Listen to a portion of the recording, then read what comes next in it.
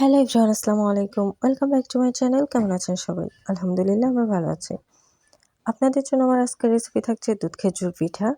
এটা দেখতে যতটা লোভনীয়, খেতে কিন্তু ভীষণ সুস্বাদু মজার। একদম নরম তুলতুলে, মুখে দিলেই যেন একেবারে মিলিয়ে যায়। ছোট থেকে বড় সবাই পছন্দ করে এই পিঠা। আর এই পিঠা আপনি যদি একবার কাউকে খাওয়ান, সে কিন্তু বারবার খেতে চাইবে। তো চলেন আমরা দেখি। আমি চুলায় একটি প্যান বসিয়ে দিয়েছি, তাতে পরিমাণ মতো পানি দিয়ে দিয়েছি আর দিয়েছি হাফ চামচ মতো লবণ। আর আমি এখানে নিয়ে নিয়েছি এই চা কাপের 4 কাপ পরিমাণ ময়দার আটা। এবার এটাকে আমি সেই গরম পানির মধ্যে দিয়ে দিচ্ছি এবং এটাকে আমি ভালোভাবে মাখিয়ে নিব এভাবে। আপনারা চাইলে এই পানির মধ্যেই 1 কাপ লিকুইড দুধ অ্যাড করতে পারেন, তবে আমি আজকে শুধু পানি দিয়েই করে দেখাবো। আমার আটাটা করে নেওয়া হয়ে গেছে। দেখেন আটাটা একদম পারফেক্ট হয়েছে। খেয়াল রাখবেন, পিঠার এই ডোটা পারফেক্ট না হলে কিন্তু পিঠাটাও ভালো হবে না, আর পিঠার ভেতরের অংশটাও কিন্তু অনেক শক্ত থাকবে। এবার এই পিঠার আটাটাকে খুব ভালোভাবে এভাবে করে মেখে নিতে হবে। মাঝে মধ্যে হাতে একটু পানি লাগিয়ে তারপরে মেখে নিতে হবে। 5-7 মিনিট ধরে আটাটা খুব ভালোভাবে মেখে নিয়ে এবার আমি এখানে একটি ডিম দিয়ে দিয়েছি, আর এই ডিমটা দিয়েও এমন 5-7 মিনিট ধরে আবার আটাটা মাখিয়ে নিব ভালো করে। ডিমটা দেওয়ার পর আটাটা প্যাচপেচে হয়ে যাবে। কিছু সময় পর আবার মাখতে মাখতে কিন্তু এটা ঠিকও হয়ে যাবে। এবার আমি একটা কড়াইয়ে ঘি বসিয়ে দিয়েছি আর এটা একটু গরম করে নিচ্ছিলাম। গরম করা ঘিটা আমি আটাতে দিয়ে আবার ভালোভাবে এই আটাটা মাখিয়ে নিব।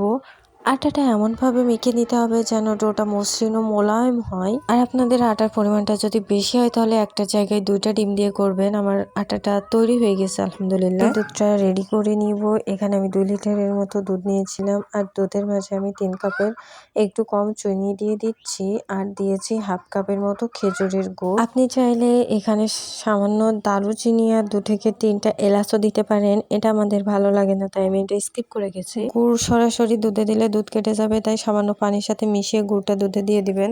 আর এখানে দিয়ে দিচ্ছি সামান্য লবণ। দুধটা চাল দেওয়া হয়ে গেছে। এবার এটাকে আমি নামিয়ে এদিকে পিঠাগুলো তৈরি করে নিব একে একে। এখানে আমি এরকম গোল শেপ করে রেখে দিয়েছি। আমি হাতে ডিজাইন করে আবার ছাঁচে 2 ভাবে পিঠাগুলো বানিয়ে দেখাবো, কারণ আপনাদের কাছে ছাঁচটা না থাকলে হাতে ডিজাইন করে বানিয়ে নিতে পারবেন। তো এই তো আমার একটা ডিজাইন কমপ্লিট হয়ে গেছে। এভাবে আপনারা বানিয়ে নিতে পারেন। এবার আমি আপনাদেরকে দেখাবো ছাঁচে করে কিভাবে পিঠা বানিয়ে নিতে হবে।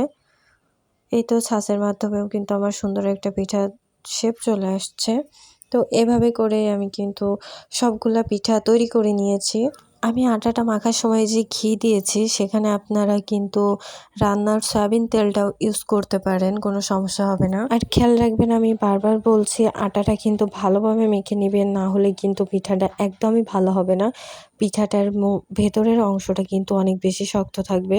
এই তো দেখতে দেখতে আমার পিঠাগুলা সব তৈরি করা হয়ে গেছে। এখানে আমি গোলাপের একটা শেপ নিচ্ছিলাম। আমার সবগুলা পিঠা তৈরি করা হয়ে গেছে। এবার আমি পিঠাগুলি ভেজে নিব। আর এই কড়াইতে আমি তেল দিয়ে দিয়েছি। ডোবা তেলে কিন্তু পিঠাগুলোকে ভেজে নিতে হবে, তাই আমি পরিমাণে অনেকটাই তেল দিয়েছি আর একে একে পিঠাগুলোও তেলে ছেড়ে দিচ্ছি। মিডিয়াম লো আঁচেই কিন্তু আমি পিঠাগুলিকে খুব ভালোভাবে ভেজে নিব। আর পিঠাগুলি ব্রাউন কালার হয়ে গেলে কিন্তু আমি উঠিয়ে নিব। আমার পিঠাটা কিন্তু প্রায় ভাজা হয়ে গেছে। একে একে কিন্তু আমার সবগুলা পিঠা ভাজা হয়ে গেছে। এবার এগুলাকে আমি উঠিয়ে নিচ্ছিলাম। দেখেন আমার পিঠার কালারটা কত সুন্দর আসছে, আর পিঠাগুলা কিন্তু পুড়েও যায়নি। এরকমভাবেই কিন্তু মিডিয়াম লো আছে আপনারা পিঠাগুলি ভেজে নেবেন, আর এমন ব্রাউন কালার হলে পিঠাগুলি উঠিয়ে নেবেন। আমার কিন্তু সবগুলা পিঠা ভেজে নেওয়া হয়ে গেছে। এবার জাল দিয়ে রাখা ওই দুধটার মাঝে আমি পিঠাগুলি ভিজিয়ে নিব। আপনারা মিষ্টিটা টেস্ট করে নেবেন। আপনাদের টেস্ট অনুযায়ী কিন্তু মিষ্টিটা কম বেশি করে দিতে পারেন। তো এই তো আস্তে ধীরে আমার পিঠাগুলি সব ভিজিয়ে নেওয়া হয়ে গেছে। এবার এটাকে আমি 4-5 ঘন্টা মতো ঢাকা দিয়ে ভিজিয়ে রেখে দিয়েছিলাম। আর এই পিঠাটা কিন্তু এখন খাওয়ার জন্য একদম রেডি। তো এবার এটাকে আমি একটা প্লেটে সাজিয়ে নিয়েছি। পিঠার ভেতরটা আমি একটু আপনাদেরকে দেখিয়ে দিব।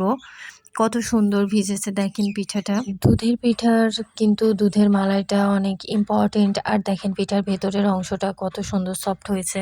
আমার এই রেসিপিটি ফলো করে যে কেউ দুধ খেজুর পিঠাটি বানিয়ে নিতে পারবেন, তাই একবার হলেও আমার রেসিপিটি ট্রাই করবেন আর লাইক কমেন্ট শেয়ার করে পাশে থাকবেন। নেক্সট কোনো ভিডিওতে দেখা হবে। সবাই ভালো থাকবেন। আল্লাহ হাফেজ।